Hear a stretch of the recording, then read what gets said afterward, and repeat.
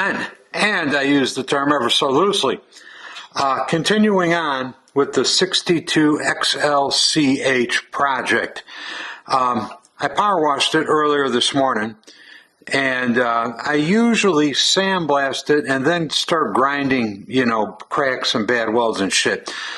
Today I decided to do that before I sandblasted it, and this engine is rapidly approaching the whether it's worth trying to save category. All the damage, maybe except for that weird milling in the trans part of the case, I could fix. But this is kind of an interesting moment if I was going to teach you something, not that I'm any smarter than anybody or could teach anybody anything. But here we have a weld over one of these blown out primary screw bosses, and it was welded over, then covered with epoxy. So, I'm grinding down through the epoxy because I saw what looked like a crack in this area. So I get down in through there, and sure as shit it is cracked. Well, I stuck a screwdriver in there, pried it a little bit, and the whole thing popped off. Here's what's interesting about this. You see all this schmutz, all this oil, all this old aluminum? You can't weld over this. Now, the previous guy tried to weld over it, and he slapped the bead across the top of the crack. And as you can see, it popped off easily with the screwdriver. It didn't hold shit. There's no way to weld these things usually until you take them and open them up like this and get all this crud out of there. And here we have a heating coil. This is kind of interesting too, because right here is the tang that didn't get broken off. So you see the heating coil is, 2 threads below the surface, and that's probably because when he put the screws in and started ramming it down, it grabbed the tang and tried to spin it into the hole. And I'm sure it went in there as deep as it could go until it bottomed out on the heating coil threads. Always break your tangs off. You got to get the tangs off. You got to verify that this little tail of metal comes out of the hole. And usually, if you stick a punch in the hole, just a little smaller than a screw, and give it a sharp crack with a hammer, not a hard crack, but just a sharp crack, there's a shear line on these heating coil tangs, and it will break it off. So, one of these is bad enough. But there's another one, same scenario. And you see all this oil and this crud down inside this crack? You cannot weld over that. That's all got to be ground out of there and get it down to bare metal. And if 2 wasn't bad enough, how about 3? Another one over here. Same thing, covered with epoxy. I saw a crack coming through the epoxy, decided to examine it some more. Hit the crack with a little chisel, and this whole chunk of metal popped off. And if 3 isn't bad enough, how about 4? And if 4 isn't bad enough, how about 5? Any one of these isn't really too bad, but I bet you by the time I get done, welding, re-drilling, cleaning it up to weld it, welding it, re-drilling it, filing the surface of the crankcase flat around there, I'm going to be into this thing for 5, 6, 7 hours of labor, I would suppose. That's if everything goes well. And I can tell you right now, it won't. And, if that wasn't bad enough, I'm not done examining all the holes. I can tell you right now that this hole on the trapdoor mounting is probably fucked up. The 2 holes for the primary adjuster, although not cracked, probably have fucked up heating coils in them. There's a lot of work, one little bit at a time on this thing. But anyway, this is a video the owner needs to see, and I need to get confirmation that he wants to spend the money and do whatever it's going to take to fix this thing, because you can't do. I won't do a half-assed job. When I get done with it, the welds might not be the prettiest thing in the world, but they're going to be solid with good penetration and good heating coils in it and properly aligned screw holes. I spent the day power washing and sandblasting, and some cracks and defects, like where these screw holes were blown out, is pretty obvious. Less obvious are these very tight fine cracks. And had I not sandblasted it, I probably wouldn't know this was here. But the powder, the residue from the sandblasting draws the oil out of the crack, and those things that were invisible become visible. So, just to document this all for the owner, I'll show you guys too. You got that damage. You got that damage. You got that damage. You got that. You got that. You got that. You got that. You got this. This was all repaired once. Not repaired particularly well. There's no well penetration here. I don't know what to say. I hate doing this shit over again, but you kind of got no choice. Once you're into it, you're into it. It's got a fine, tight little crack in it.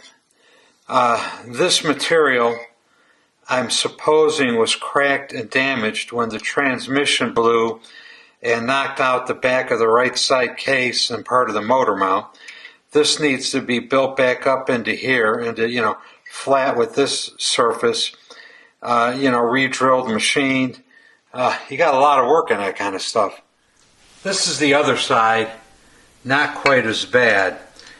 And what you got right here, this black line is either oil that was trapped in a void behind this weld or oil that's being drawn out of another crack. I think it's another crack because some of it tails down into here. This is why people are loath to re-weld other people's weld jobs on an engine that's been running. This whole area is filled in with weld, and I suspect if you got into this thing and started grinding and sanding on it, you would be opening up all kinds of pockets and voids that are full of oil. The only way to do anything with this is to grind it all off of there. There are some other suspicious dark lines in here that make me think there are other cracks. Once again, that the glass bead dust has drawn oil out of. I may have to go over all this again to produce a sound repair for this guy. And where would we be if there weren't some corresponding crack repairs on the cam cover side? There's another little one on the cam cover side. Anyway, I counted so far 17. Once this gets heated up and I start welding on it, I'm going to find more, because when the metal gets hot, it expands, it opens up these cracks, oil oozes out of places. It's like if I was drilling a well in my backyard and I hit a geyser, but oil will start oozing up out of areas that'll expose other cracks. This is very rapidly approaching the area of not worth fixing. There's 17 cracks. Figure an hour on each one, and that would include the grinding, the welding, and the, machining it off flat. That's like $1,400 to fix all these cracks. And I'm sure there's guys saying, oh, you know what? I could do that cheaper. That's too much money. Yeah, but you know what? You end up being a guy that does this kind of shit. And there's a little crack in here, too, I found. A guy whose stuff all has to get done over again when you want to really get serious about producing a good engine. Anyway, going to be a lot of work. The purpose of this gyration initially wasn't to expose all the cracks, although obviously you need to know where they all are if you're going to try to fix them. The purpose of this gyration was to get the crud and the munge off of it so that I could bolt the two halves of the crankcase together, so that I could stick the transmission in from the other side and see if these repairs line up with the main shaft and the counter shaft. So that's coming next. Both crankcase halves sandblasted, cleaned up. Most of the cracked areas ground out so I could begin welding. But before we do that, let's bolt the two halves together and see if the trans fits with that modified main shaft bearing.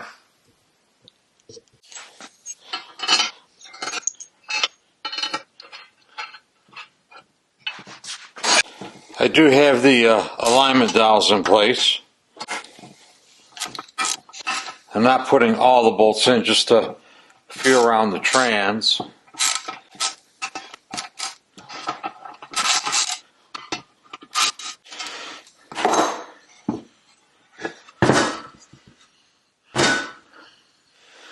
Let's pop this roller bearing in the hole.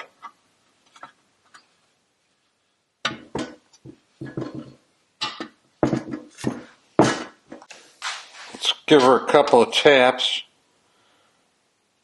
Seat it in all the way.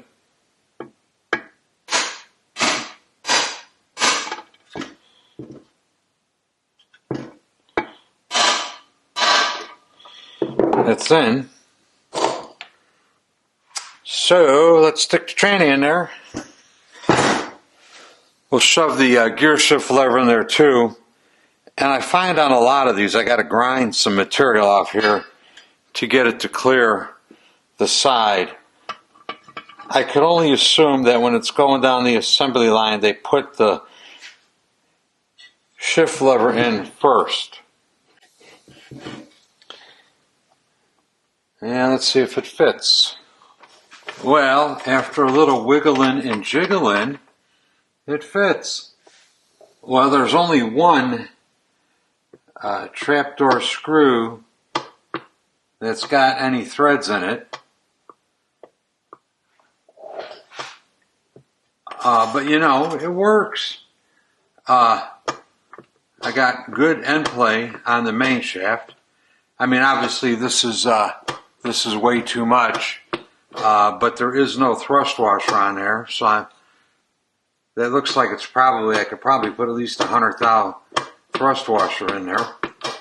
Let me get something hooky to grab on the counter shaft with. Now let's push and pull on the counter shaft and see if it's got any end play. It does.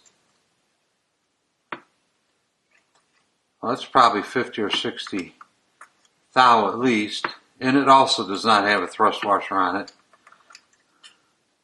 Huh. Well, son of a bitch. And it spins nicely. Interesting. Alright, the one bolt that isn't stripped out is in. One of the trapdoor alignment dowels is in, the other one isn't. Although the hole for it looks like it lines up. Let's see if it shifts gears.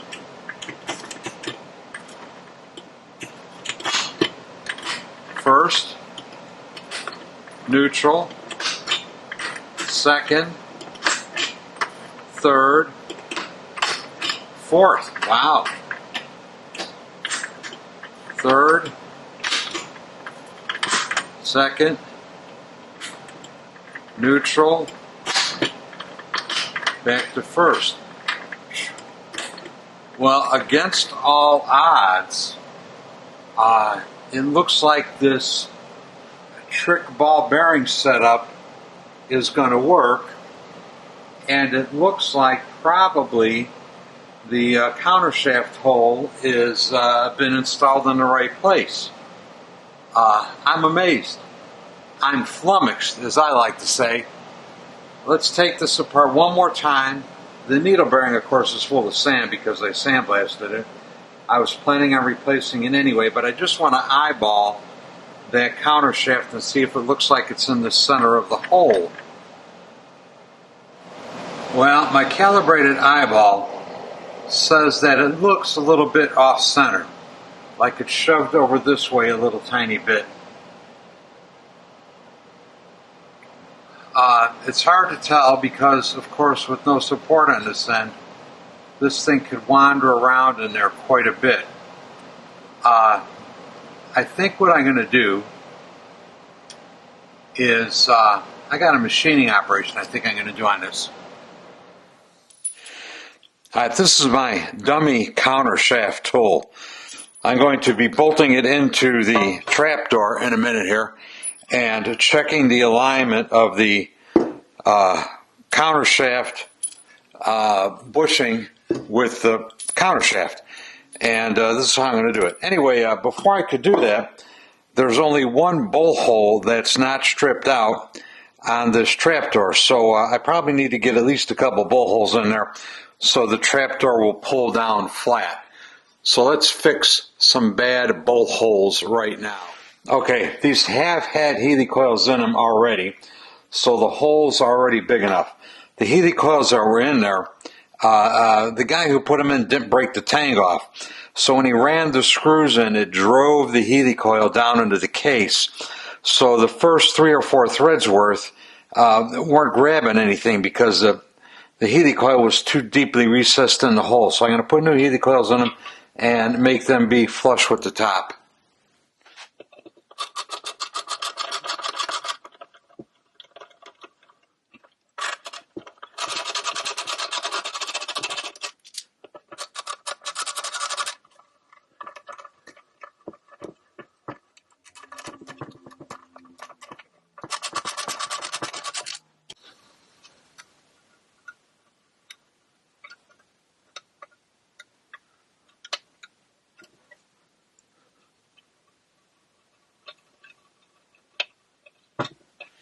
Here's how you break the tangs off. Put a punch in there and just give them a sharp rap. And the tang will break right off. Alright, so let's bolt the dummy shaft in.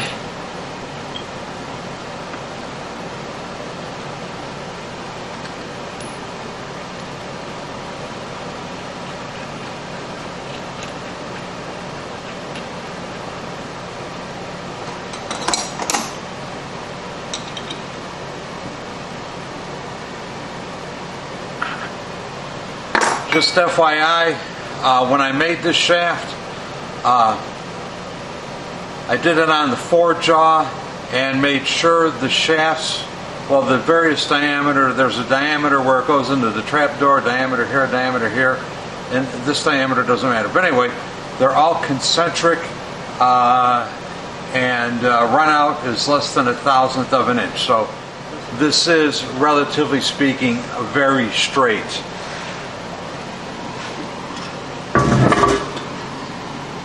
And we'll drop her in the hole.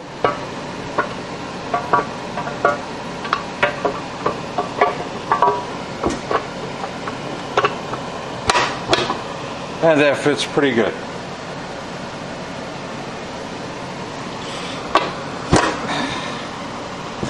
Let's put a screw in it, maybe a couple screws.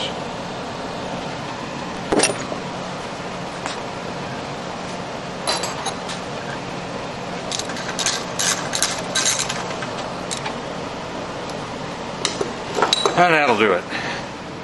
Alright, the dummy shaft is bolted to the trapdoor. It's reasonably centered, but it still looks off to me. I mean, the calibrated eyeball says it's a little closer over here than it is over here. So I'm probably going to put this on the milling machine, clean that hole up. I'm going to center it over the dummy shaft, center the milling machine over the dummy shaft, and then use a boring bar and probably take, 40-50 thousandths out of there. And this is what used to be in there, and it's not a very tight fit. When I knocked the bearing out, this actually, the bearing and this bushing came out together, and I had to knock the bearing out of the bushing separately. So this is not a very tight fit in there, and it's got epoxy, had epoxy all over it, so it wasn't a good fit. Probably wasn't centered in there to begin with, and I bet you they just put epoxy in there to kind of let it float around with the bearing on it and let it find its own center. At least that's my suspicion. So probably going to do that next, maybe, because I've got to get the crankcases sound before I invest all this time in welding them. But anyway, that's the next part of this project, is to get this hole straightened out, and then I'll go on to welding. Alright, here's the crankcase clamped up on the mill bed. The crankcase is up on some 1, 2, 3 blocks because I have to be able to get in under the bottom here to unbolt the dummy counter shaft when it comes time to bore this hole out. So let's go ahead and I'll show you how I do this. Alright, we're going to use the DRO to find the center of the shaft.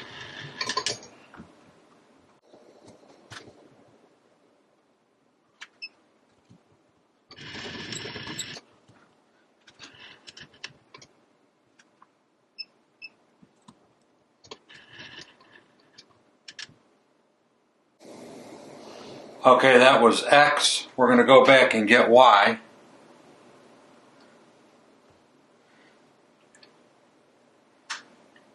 Snugging down the X.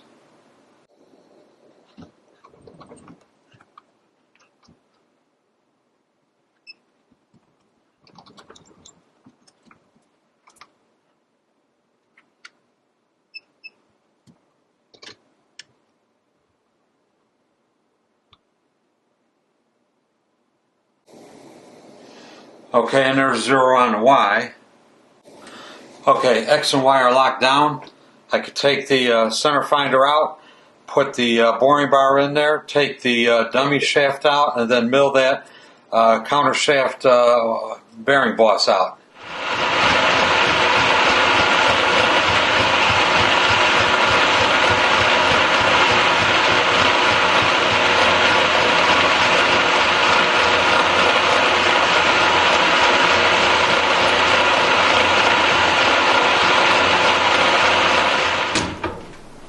Alright, crank the speed up a little bit. Adjusted to take another 10th out, so let's see how it goes.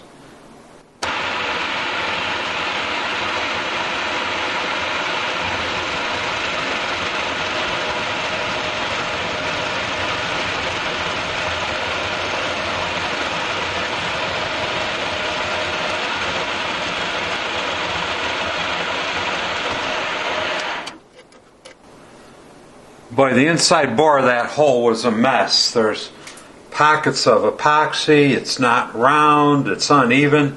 Not very precisely done in the first place.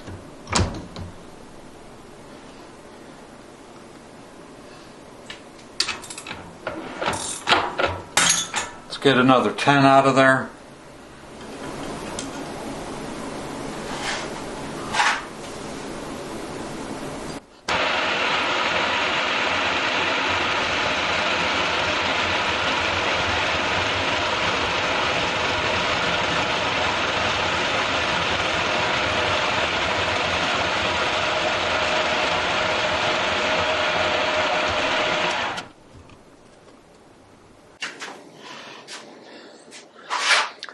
Yeah, the inside of that hole is really a mess. Just all kinds of voids. There's a pocket down on this side over here full of epoxy. Definitely going to go another 10.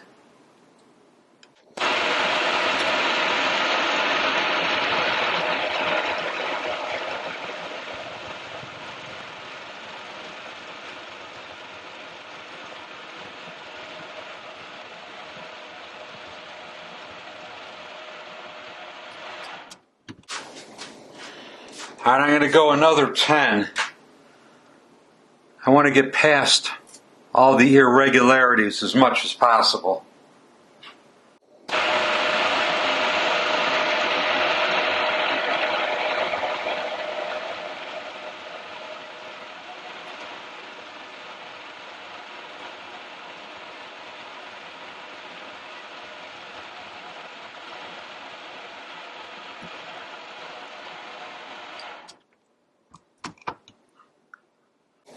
Yeah, that's got it pretty good.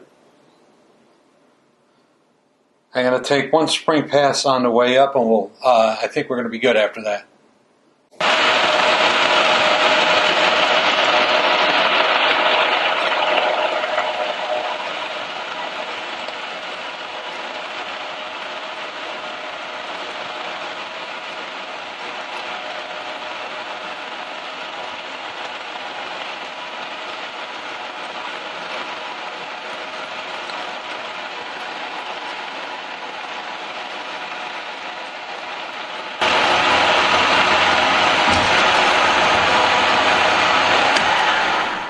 So here's the finished result.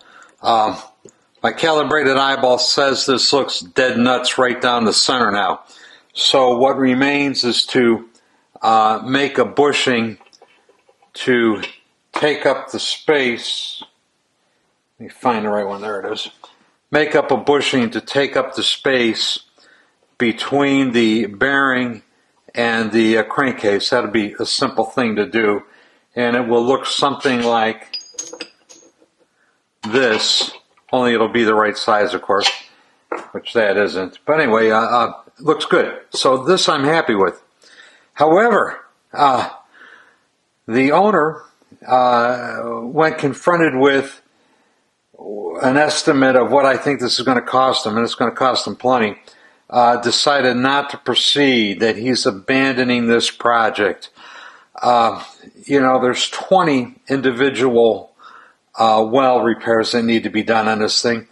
Every one of them requires a little bit of milling, drilling, filing, sanding, grinding, quite a lot of work machining-wise to get the surfaces restored to the condition they need to be in. All of the stripped-out holes are going to be, drill threaded and helicoiled. Areas that are on mating surfaces all have to be milled flat. So this gets to be quite a tedious, time-involved welding job on this thing. And then throw in, it needs new pistons, new cylinders, a new clutch, a new crank pin. There's other stuff that's just missing. Pieces are missing.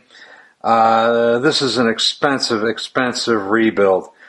And we'll talk more about that later. But anyway, this looks like it's, although, this whole thing with this bearing in here is untested, unproven, it looks like it would work, which is the other reason, this will be a tremendously expensive rebuild. Do you want to invest the money in this main shaft bearing repair that, who the hell knows whether it'll work or not? It should work. It looks like it'll work. But nonetheless, I've never seen this done before.